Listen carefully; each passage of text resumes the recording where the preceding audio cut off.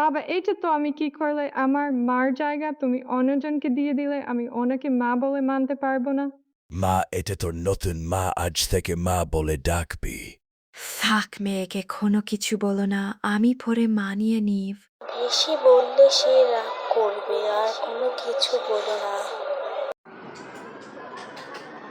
তারপর দেখা যায় সুমিতা শুয়ে থাকে এবং তার মমিতাকে দিয়ে সব কাজ করায় এবং সে ঘুম থেকে উঠে মমিতাকে বলে যে তুমি হলা সৎ মা, আসল মা হতে চেও না।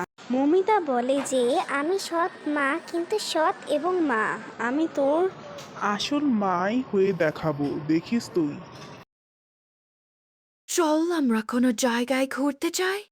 চল তাহলে জঙ্গলে যাই একটু ঘুরে আসি।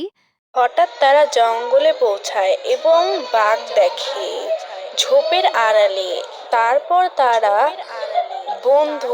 তার বন্ধু সুবর্ণা দৌড়িয়ে তার মার কাছে যেয়ে বলে, আন্টি, আন্টি আন্টি জঙ্গলে বাঘ দেখে আমি এসে পড়েছি, কিন্তু সুমিতা ওখানে আছে, ওকে বাঁচান। কি বলছো তুমি? আমি এখনই যাচ্ছি, আগে বলতে পারোনি? তাহলে তো এখনই যেতে হয়, তাড়াতাড়ি চলো।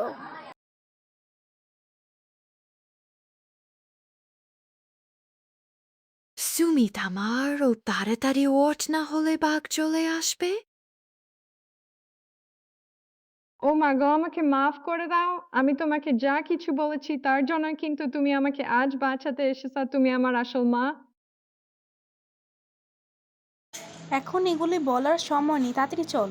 তারপর থেকে সুমিতা তার মা মমিতার সাথে সব কাজ করতো এবং তার মার মমিতার সাথে সব সময় কথা বলতো, তাকে হাসাতো এবং তার সাথে নদীর পাড়ে কথা বলতো।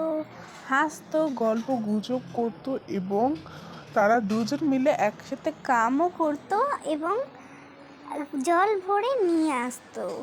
তাকে দুজনের জুড়ি সবচেয়ে সুন্দর ছিল ওই গ্রামে।